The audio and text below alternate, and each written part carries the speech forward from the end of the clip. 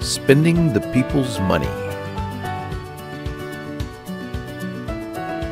Module 3, Spending the Resources. Module 3, Budget Execution Events Involving Spending Resources. This is the third module in a series of 3 modules on spending the people's money, otherwise known as budget execution. In modules 1 and 2, we discussed receiving resources and then controlling and distributing those resources. It's only now, in Module 3, that we finally reached the stage of actually spending the money. Spending events in budget execution are divided into 4 basic events. Event number 8 is the obligation. Event number 9 is the outlay. Event number 10 is expiration. And event number 11 is cancellation. We'll first focus on the obligation and outlay budget execution events that occur during the period of availability. As you will see, these events are somewhat intertwined. Then we will cover the expiration budget execution event at the end of the period of availability, the outlay events that occur after expiration, and finally, the cancellation event at the end of the process. After that event, we can consider the budget execution process essentially ended for that fiscal year's appropriation. When we have concluded this module, we will have covered all 11 budget execution events we set out to discuss. Before we get into the details, let me point out a budget execution event that, though it doesn't count as one of the major 11 events, should still be mentioned. That event is the commitment. A commitment is somewhat like a pre-obligation or a reserving of funds to be obligated. Some organizations use the commitment and some don't. If your organization uses commitments, you should be aware that the event occurs after funds have been distributed, that is, apportioned, allotted, and allowed, and before funds are obligated. Since the use of commitments is optional, it's not included in the list of major budget execution events, and we won't spend much time on it. So, let's begin the module with budget execution event number 8, obligation. As we learned in the introduction, OMB's definition of an obligation is a binding agreement that will result in outlays immediately or in the future. The obligation event is the focal event for budget execution. We know this because of all those statutory control and distribution steps that necessarily precede the obligation event. We also know this because the basic concepts of appropriation law, purpose, amount, and time are focused on whether an obligation is proper or not. Many of the rules we have discussed apply at the obligation event. Let's review some of those rules. We know a valid obligation must meet the basic principles of appropriations law. It must be for a purpose established in law. The purpose statute, which is also codified in Title 31, specifically at Section 1301, tells us that we can only apply appropriations to those objects for which the appropriations were made. In other words, we can only spend the funds for the purposes Congress identified when they appropriated the funds. The budget execution steps leading up to the obligation assist in meeting this rule. For example, broad purposes are categorized by the Treasury Appropriation Fund symbol to which the funds were appropriated. OMB may further identify amounts by purpose in the apportionment process by establishing Category B amounts. And the agency further delineates amounts by purpose in issuing allotments and allowances. But it's important to note that the final determination that a proper purpose is being met still has to be made at the point of obligation. It must also be within an amount established by law. It must be obligated within the time period, otherwise known as its period of availability. This purpose has to meet a bona fide need of the period for which the funds were made available. The bona fide need rule appears in Title 31 at Section 1502. This is a very important rule in budget execution. Congress is telling us we can only spend an appropriation to meet a legitimate or bona fide need of the year for which the appropriation was made. The final determination that an obligation meets a bona fide need of the period for which the funds were made available also has to be made at the point of obligation. But there is another hurdle in making a valid obligation. Note the requirement that funds must be obligated consistent with Section 1501 of this title. What does that mean? After you have all of the budget execution events we discussed in Modules 1 and 2, especially the control mechanisms of the apportionment, allotment, and allowance events, you also need to properly document the obligation. Section 1501 of this title, otherwise known as 31 U.S.C. 1501, sets out the requirements for this. Why do you need to properly document an obligation? Well, before 1954, there was no uniform meaning of the term obligation. Agencies might record bogus obligations where none existed just in order to keep funds from lapsing. The appropriations committees in Congress could not obtain reliable obligation amounts and therefore did not know what agency needs actually were. Because of this, Congress enacted Section 1311 of the Supplemental Appropriations Act of 1955. This section has come to be called the Recording Statute and has been codified in Section 1501 of Title 31 of the U.S. Code.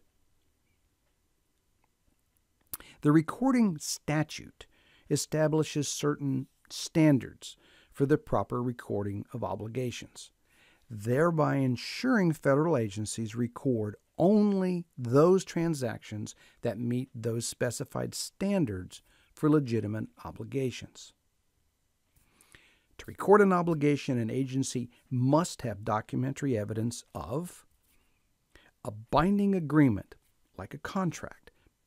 Note that this agreement has to be for a purpose authorized by law and executed before the end of the period of availability for obligation. A loan agreement, an order required by law, a grant or subsidy, a liability from litigation, employment of persons, public utility services, or other legal liability. You can't record an obligation in the absence of documentary evidence of one of these. On the other hand, if you have such evidence, you must record an obligation.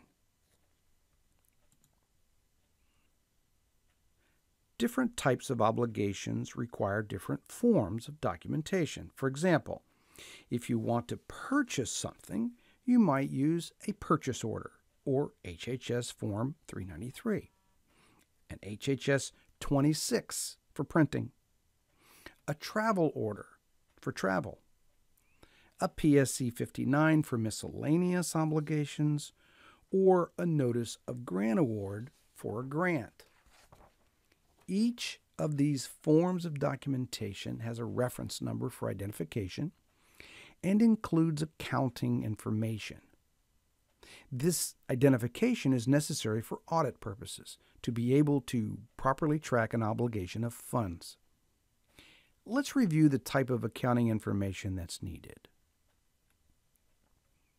This should look familiar. It's the Global Budget and Accounting Classification Structure, or BACS code, we saw in Module 2. Because one has already gone through the budget execution steps to distribute and control the funds, most of the accounting information has already been established. The fund, budget fiscal year, organization, budget activity or program.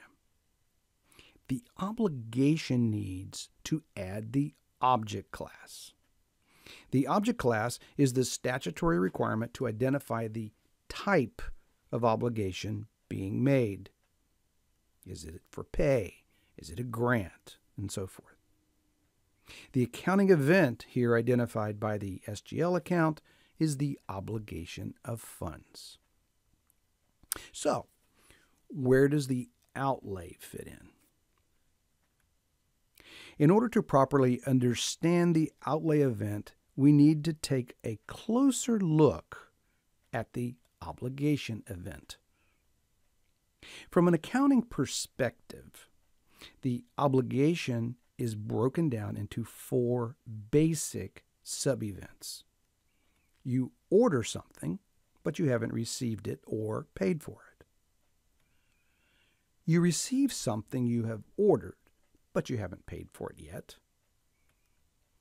You pay for something you have not received. Or you receive something you have ordered and you have paid for it. Note that the last 2 of these obligating events involve payments, and the first 2 do not. The last 2 events that involve payments are referred to as paid obligations or outlays. And that brings us to budget execution event number 9, outlay. The definition of an outlay in GAO's glossary of terms used in the federal budget process is the issuance of checks, disbursement of cash, or electronic transfer of funds made to liquidate, that is, pay, a federal obligation. So, an outlay is basically a paid obligation.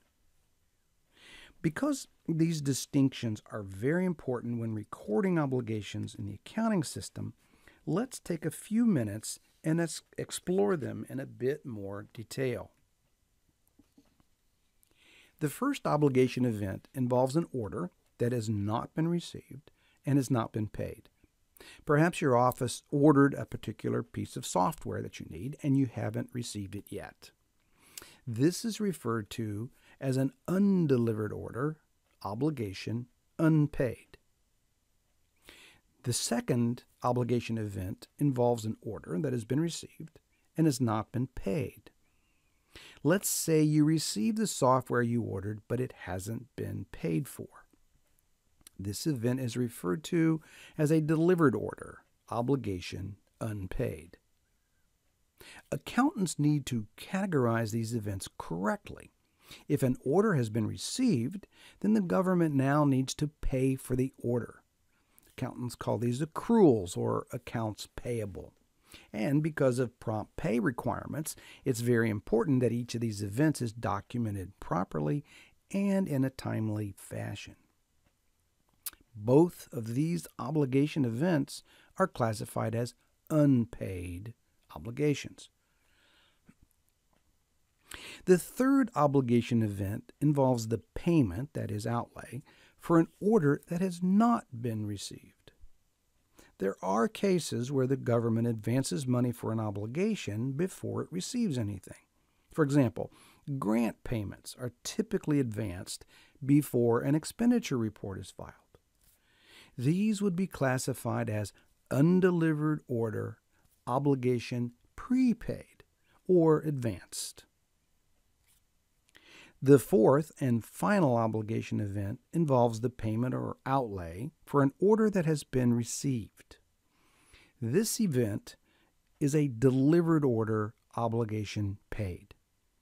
Going back to the software example, once the order has been delivered and the bill has been paid, the obligation would move to this final status.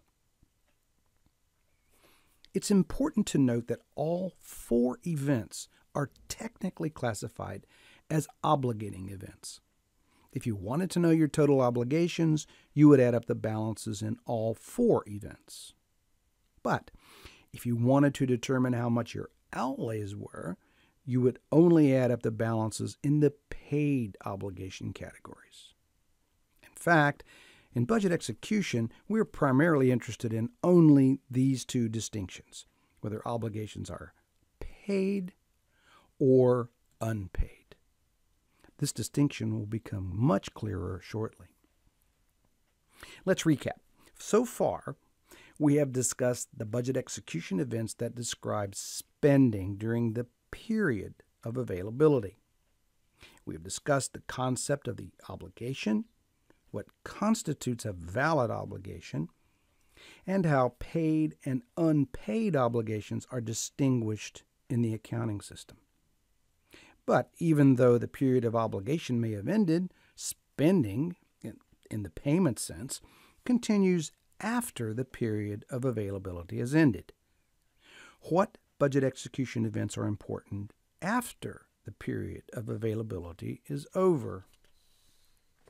Well, first of all, we need an event that stops the availability to obligate. We call this event expiration. Expiration is budget execution event number 10. The final, or 11th, budget execution event we will discuss is the cancellation. Let's set the stage a bit by looking at an annual appropriation, our most prevalent form of spending authority. By law, annual appropriations have a life of 6 years.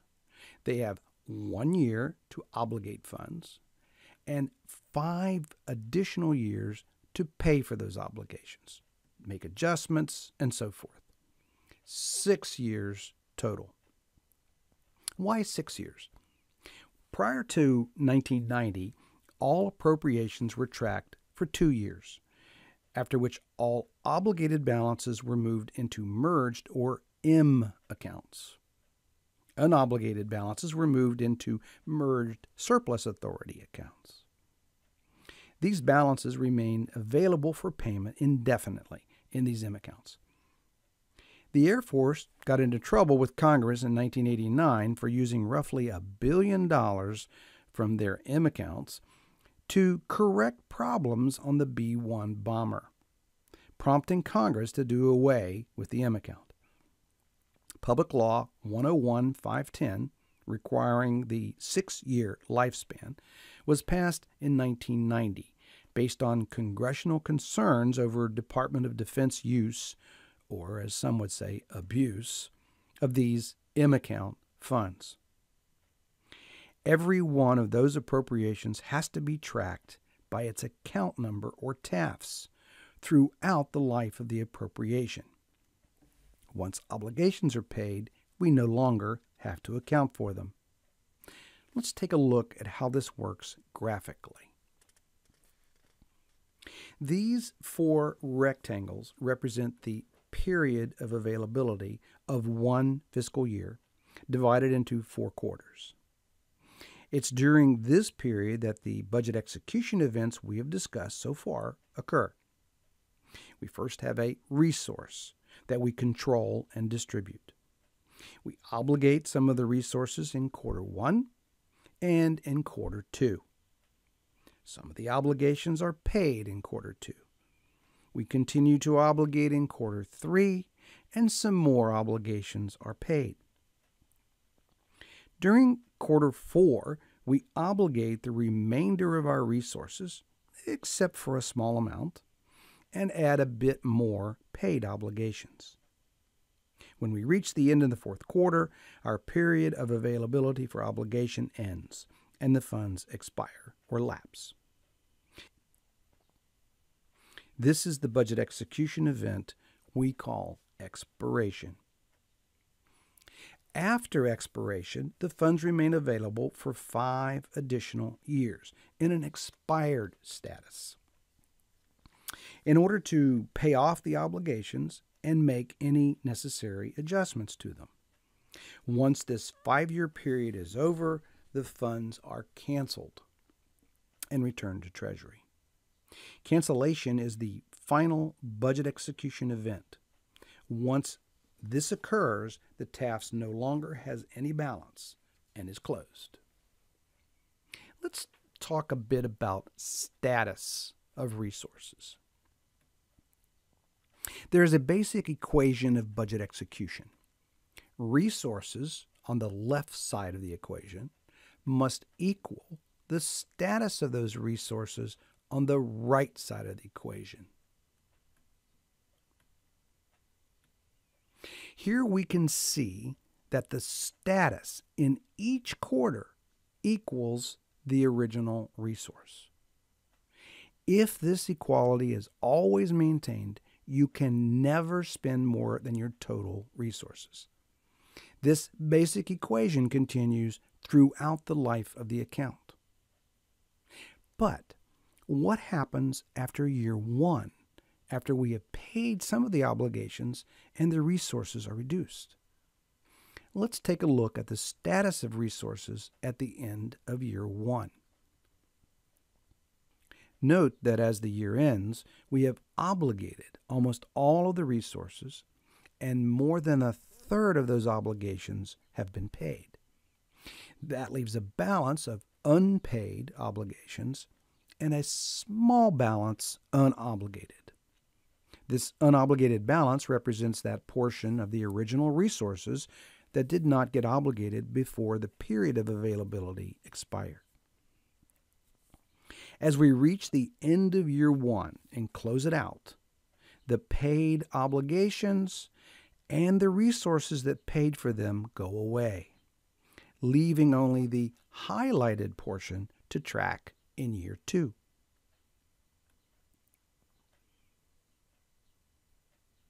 It's important to remember that our accounting equation stays the same in year 2. Resources still equal status of resources. The paid obligations of year 1 are deducted from both sides of the equation, the resources and the status of resources, thereby maintaining the equation in year 2. At the beginning of year 2, note that the sum of the obligated unpaid balance and the unobligated balance, collectively referred to as the unexpended balance, will always equal the resources in the account. You may hear these resources referred to as the fund balance with Treasury. During year 2, we would see more of our obligations getting paid, leaving a smaller unpaid balance, as well as the unobligated balance. When we close out year 2, we can see the amount remaining to account for in year 3. The first thing we notice about year 3 is that the unobligated or white portion grew. That means that some unpaid obligations that had previously been recorded were de-obligated. For example, perhaps a company could not fill our order for software because they had gone out of business. So we reclassify the obligated unpaid status as unobligated. Note that the total resources do not change. Merely the status of the resources has changed. That is, the white got bigger because the green portion got smaller. Since the account has expired, this unobligated balance cannot be used for any new obligations. It can be used, however, to adjust any obligations made in year 1 that were underestimated, for example. We call those upward adjustments. we can see that some more obligations got paid in year 3, thereby leaving us with a smaller balance to track moving into year 4. Note that in year 4, the white portion, the unobligated balance, got smaller. This indicates that some obligation from year 1 had to be adjusted upwards, perhaps because it was based on an estimate and the final bill came in a bit higher than estimated. Again, upward adjustments change the status from unobligated to obligated unpaid and do not affect total resources. Well, by now you can see the pattern.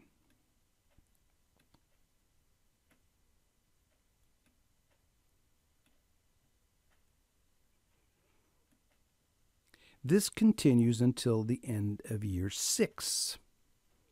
When we reach the end of year 6, we have reached the end of the life of our account, and we need to close it out. We note that there's a little bit left that's unobligated, and a little bit that's obligated but unpaid. In closing out year 6, the first thing that happens is all unpaid obligations are de-obligated, and then all unobligated balances are canceled. This action returns the funds to Treasury through our final budget execution event, cancellation. When the funds in a TAFs are canceled, the resources are reduced to 0. So, at the end of the life of the account, our equation is maintained. What happens if a bill comes in after the funds are canceled?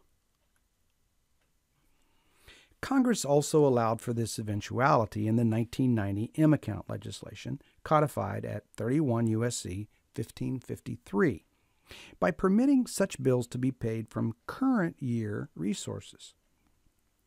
This authorization permits payment from any current appropriation account of the agency available for the same purpose, not to exceed 1% of the total appropriations for that account.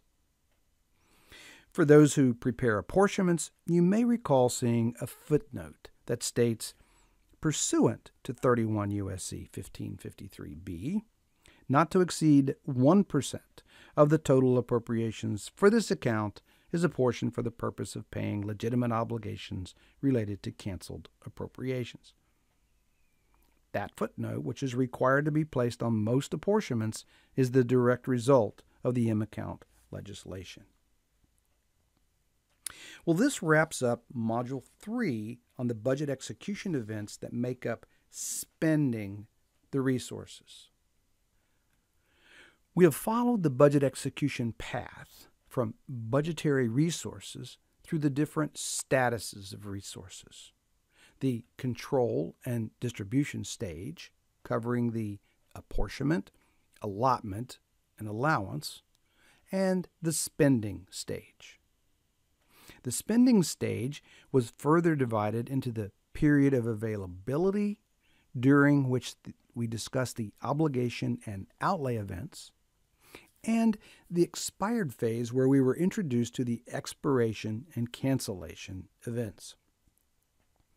We found out that the obligation and outlay events, number 8 and 9, are more than just 2 events. They're a set of 4 events distinguished by whether an obligation is paid or unpaid. This concludes the modules on budget execution, or, as I referred to it at the beginning, spending the people's money. I recommend that you look at the video, Introduction to Budgetary Accounting. This video takes the budget execution events we've been discussing and shows how an accounting system captures them.